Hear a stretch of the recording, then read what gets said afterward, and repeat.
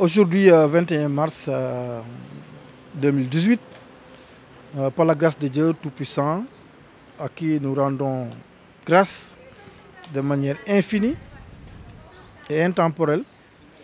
nous lançons ce que nous appelons les journées portes ouvertes de l'Institut supérieur panafricain du développement, l'ISPD.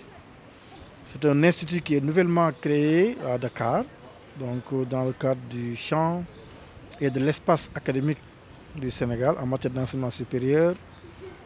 privé. Et l'intérêt donc de l'ISPD se situe à au moins 4 niveaux. Le premier, c'est que l'ISPD est monté sur les fonds baptismaux laissés vacants, on va dire, par un ancien institut qui s'appelait Institut africain des politiques commerciales, IAPC, qui avait reçu donc l'agrément de l'État pour faire des formations dans beaucoup de filières sur le plan économique et de la gestion. Après 2 ou 3 ans d'expérience, nous nous sommes rendus compte donc de certains ajustements à faire. Et ces ajustements à faire ont fait donc l'objet d'une démarche opérationnelle, stratégique et opérationnelle qui a abouti donc à l'ISPD, donc qui reprend ce qu'avait fait l'IAPC, mais en élargissant par rapport à d'autres éléments. Et c'est la bonne transition pour ça. La deuxième étape, c'est justement l'élément panafricain. L'IAPC était africain, l'ISPD est panafricain, donc nous nous situons toujours dans une continuité de perspective africaine. Qui veut dire quoi? Qui veut dire que justement tout ce que nous faisons dans ce Sénégal étroit, mais si riche, doit pouvoir se faire à une échelle plus grande, à l'échelle de l'Afrique et même par rapport au monde. Et nous rendons grâce à Dieu d'avoir pu tenir cette JPO à un moment historique, et vraiment historique en Afrique, qui est aujourd'hui 21 mars, le lancement de ce qu'on appelle la zone de libre-échange continentale, la ZLEC, lors du sommet extraordinaire de l'Union africaine à Rwanda, à Kigali. Et le chef de l'État, le président de la République, Macky Sall, est actuellement là-bas pour signer justement donc, cet accord qui va sceller un marché commun pour les 54 pays africains. Ça veut dire que de la même façon qu'un Thiessois, qu'un Casamançais, qu'un Saint-Louisien est libre d'aller partout où il veut, où elle veut, au Sénégal, ou dans la CEDEAO, ou dans l'UEMOA, eh bien ce Sénégalais, cette Sénégalaise qui a des produits et des services à offrir sera entièrement libre aussi de le faire au Kenya, en Afrique du Sud, au Caire, en Guinée équatoriale, dans tous les 54 pays africains. C'est 1,2 milliard de consommateurs. Donc, au lieu des 14 millions de Sénégalais. Donc, c'est pour vous dire l'immense potentiel à ce niveau et nous rendons grâce à Dieu de le faire à ce stade-là. La troisième perspective, c'est une perspective de développement. Ça veut dire que nous ne voulons pas seulement enseigner, donc donner des enseignements, des cours et autres, mais nous voulons situer ça dans un contexte de développement, c'est-à-dire donner à l'étudiant et ou à l'étudiante une boîte à outils qui lui permet de contribuer au développement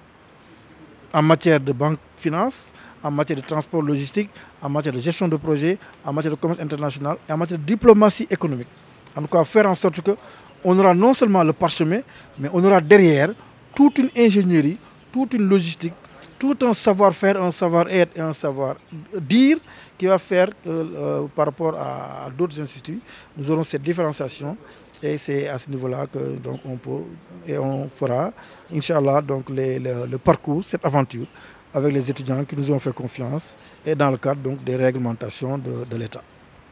Bisu tey bi di bisu ci wàllu tubaab ñu koy wax 21 mars 2018 yàlla subhaanahu wa taala mu ñuy sant di ko sargal di sàkk ci ndimbal saa su ne def na ba ñu ubbi maanaam école bu bees ci wàllu njàngale mu kawe mi ñu koy tudde ISPD di Institut supérieur panafricain pour le développement. loolu nag sant suñu borom bi dañ ko ci def ndax benn mi ñu may kàttan bi xalaat bi xam-xam bi ak yéene bi pour ñu def ko ndax jotoon nañu def lu ñuy wax Institut africain des politiques commerciales waaye mu amul ay rëq-rëq ñun léegi rëq-rëq yu daal la ñu bëgg defaraat tëggaat ko yeeslaat ko ba indiwaat ISPD nga xam ne dafay jël ci li IAPC amoon waaye nag ISPD jël mbiru boppam doxal ko noo xam ne gisoon nañu daal bi ko IAPC doxal kiiwul sottiwul woon wala melu woon wala eggul woon fi ñu ko bëggee wala ni ñu ko bëggee. ñaareel bi mooy bisu tey bii tamit ñu koy sant suñu borom ndax tamit bu ñu nee 21 mars dafa tombé ak ñetti fan ci weeru rajab mooy weeru Sëriñ Fàllu rajab mooy weeru rañaan Yonent sallallahu alayhi wa sallam bi ñuy def ci ñaar fukki fan yi ak juróom-ñaar guddi gi donc muy loo xam ne loolu tamit wax dëgg yàlla tànnuñu ko woon sax ngir loolu waaye nag comme tombé na barke boobu ñu ngi ñaan yàlla subhanahu wa taala ci barke Sëriñ Fàllu mu topp étudiants yi topp ñu fi liggéey ñëpp ba topp Sénégal ak àdduna ak Afrique yëpp mu jëm na ci ñetteel bi mooy maanaam bisu tey bi 21 mars mbootaayu Afrique yëpp mat ci juróom fukk ak ñeent dañoo am xalaat ni tey daal à partir de tey seen juróom fukki réew yi ak ñeent yëpp la ñuy boole def ko muy benn réew ci wàllu koom-koom ci wàllu jëndante ak njaay ni nga xamee ni la kenn ku ne mën a jëlee mango wala ay banaan wala ay crevette jële ko Casamance wala jën jële ko Mbuur wala gerte jële ko Kaolack wala ay meew ak yooyu jële ko Ndar wala ay bétail jële ko lu mel ni Matam fu mu mën doon Sénégal lépp loo daan am ci biir koom bi nga ko doon jëfandikoo ak jaay ci biir Sénégal dañu ne loolu léegi mën nga ko def ci biir juróom fukki réew yëpp ak ñeenti Sénégal ci Afrique loolu la africain yëpp kii décidé bis di tey di 21 mars 2018 président de la République président Macky Sall mi ngi foofu dinañ xaatim loolu nga xam ne moom mooy indi accord bi nga xam ni ak jumtukaay bi nga xam ni moom mooy tax ñu mën a def loolu kon nag bu ñu demee ba ubbi loo xam ne day aju ci wàllu commerce di am loo xam ne day aju ci développement ñu tombé ak loolu dañ koy sant suñu borom rek di ñaan yàlla barke boobu yëpp topp ñu muy barke kasu rajab bi muy barke wu marché commun africain bi muy barke wu 21 mars bi mu topp ñu topp étudiants yi topp ñu ci liggéey topp réew mi ak Afrique ba lépp ñu ci séntu yaakaar ko yàlla defal ñu ko raw asalaamaaleykum wa rahmatulahi taala wa barakatu. Nous avons le plaisir de vous recevoir aujourd'hui dans le cadre donc de notre lancement de notre institut, hein, sur les traces de l'IAPC, comme vous le savez. Donc nous avons fait une mutation pour pouvoir embrasser les métiers actuellement innovants. Comme vous le savez, aujourd'hui le pétrole qu'on vient de découvrir au Sénégal est une opportunité pour nous permettre quand même de former de nouvelles filières dans le cadre donc de créer de nouveaux métiers. Alors notre touche nouvelle aujourd'hui, c'est vraiment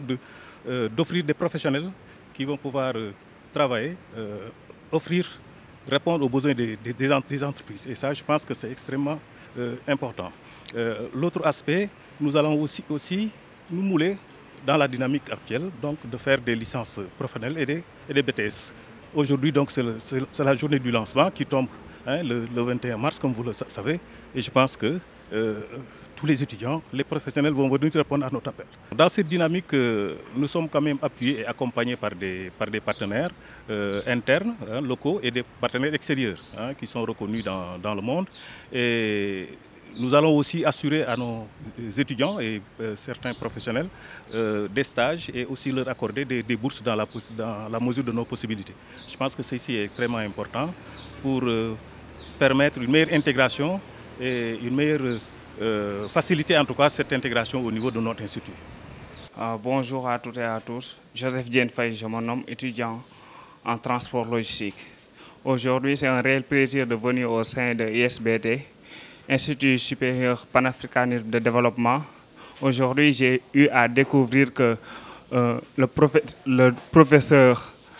Fallo Samb nous a fait connaître son établissement qui se spécialise en commerce international. Du coup, on a eu à savoir que le commerce international était une filière très importante au sein de notre société. Maintenant,